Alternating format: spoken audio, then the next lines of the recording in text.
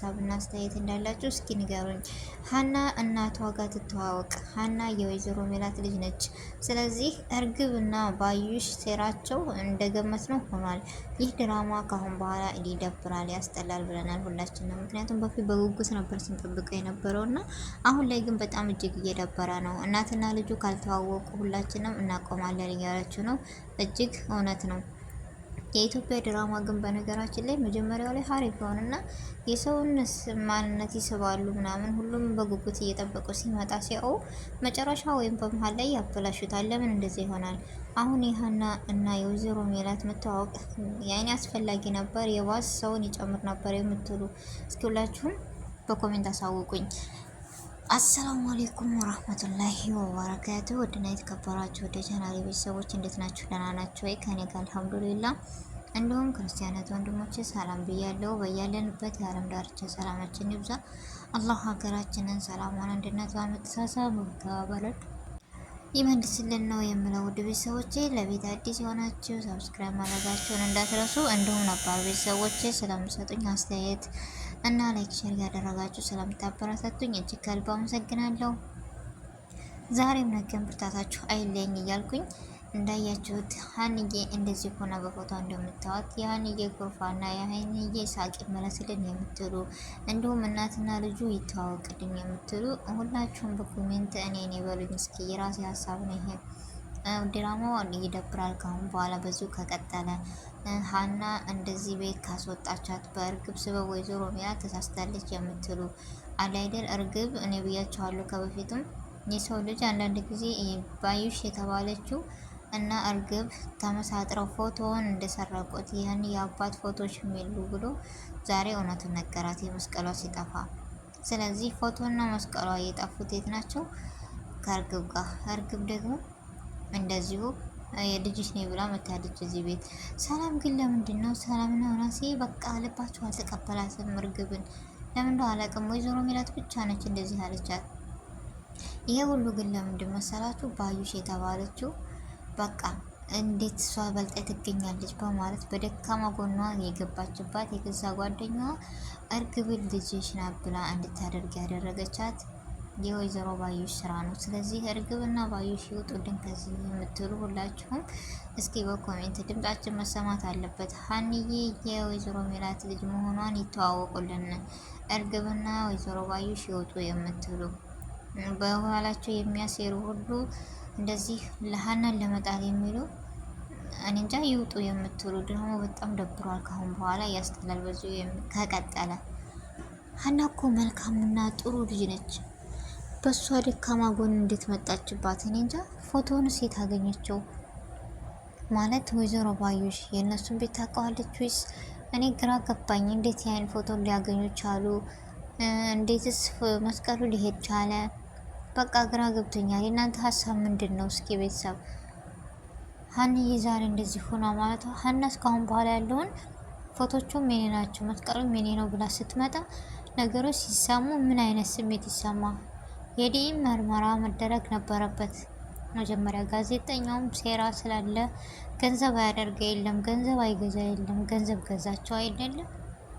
ምስኪን ሀናዬ ግን ስታሳዝነኝ እኔ ለምን እንደሆነ አላ እና ደስ የሚለው ነገር ሰላምና ምናሴ ሀንዬን ሊያግዟን ነበር። ሀሳቧ ሊቃለል ነው። በቃ ደስ ብሎን ነበረ። ወይዘሮ ሜላትም እንዳያቸውት 100,000 ብር ሰጥታታለች እና እየወደደቻት የሆነ ስሜት የሚሰማት ስሜት አለ። በነገራችን ላይ ወይዘሮ ሜላትም አሁን ብር ከሰጠቻት ጆሮም እንደምታወት ተፍተፍ እያለ እየሰራ በቃ ሀና በመልካምነቷ የምትወደድ እና በመልካምነቷ የምትታገዝ ልጅ ስለሆነች ብቻ ጆሮም እንደዚህ ብሎ ዛሬ ሰላምና ሙናሴም ካገዟት ነገሮች ተቃለሉላት። ስራዋ ከምሰራበት ስራ አንጻር በቃ በጣም ደስ የሚል ነገር እንሰማለን እናያለን። ፋዘር ተሽሎት እንደሰታለን ስንል ዛሬ ላይ ደግሞ እንደዚህ ፈጠረች። ይህ ሁሉ በቃ ከሀና ያላቸው ነገር የወይዘሮ ሜላትን ደካማ ጎን አውቀው ደካማ ጎኗ ደግሞ በሀና ጎዳት። የወይዘሮ ሜላት ደካማ ጎንና ዛሬ ሀንዬን ነው የጎዱት። ወይዘሮ ሜላትን ሳይሆን እርግብና አክስቷ የገደሉት ሀናን ነው ዛሬ። እኔ ግን በጣም ይገርመኛል የዋህነቷ ግን ይህ ምስክሬ ነው። እውነቱ ይወጣል። እንድታው ሙናሴና ሰላም ከጎኗ ይሆናሉ። በፍጹም አምነው አይቀበሏትም። እርግጠኛ ነኝ ወይዘሮ ሜላት ልትጣላ ምናምን ልታስወጣትም ትችላለች። እንዴት የልጅ ምናምን ብላ፣ ግን ሰላምና ሙናሴ ከጎኗ እንደሚሆኑ አልጠራጠርም። ሀንዬ ከዚህ ቤት ወጣች ማለት ሁሉም ነገር ከጎኗ ካልሆኑ እኔ በጣም ከብዶኛል። ምን አይነት ህይወት ነው የምትኖረው? አሁን ሰላምዬ ማገዘቻት፣ ሙናሴም እንደዚህ ሆነ ተደሰቱ ብዬ በጣም ደስ ብሎኝ ነበረ። ላኪን አሁን ላይ የምናየውና የምንሰማው በጣም እጅግ የሚደብር ነው። ግን በዚሁ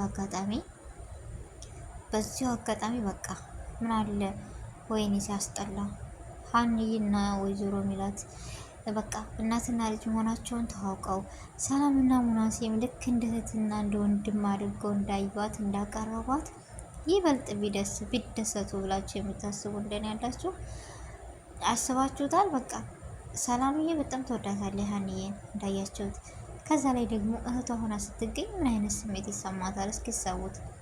ሙናሴስ እንደዚሁ እኔ ከሰላም የማበላለጥሽ እና የማሳነስሽ አይደለሁም ብሎ ተናግሯል። ይህን ደግሞ እህቱ ስኮን ሲያቅ ጭራሽ ምንድን ነው የሚሆኑት? ወይኔ ቤቱ በፍቅር ወይዘሮ ሜላት ልጇ ከቤቷ እያለች ልጇ ከጎኗ ከጓሯ ከቤቷ መታለት እያለ በቃ አሁን ግን በገዛ እጇ ልታጣት ነው። የሚገርም ነው። ብቻ እኔ ያሳሰበኝ ነገርና ማንነት ምን መሰላችሁ ቤተሰብ?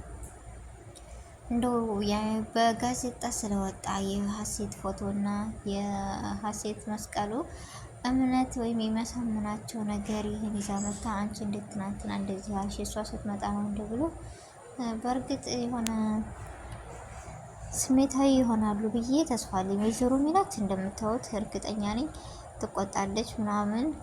ለእርግብ ነው የምኮነው። ሰላምና ሙናሴ ግን ሊያግዟት ይችሉ እንደሆነ ለእነሱም ጥያቄ ይፈጠርባቸዋል።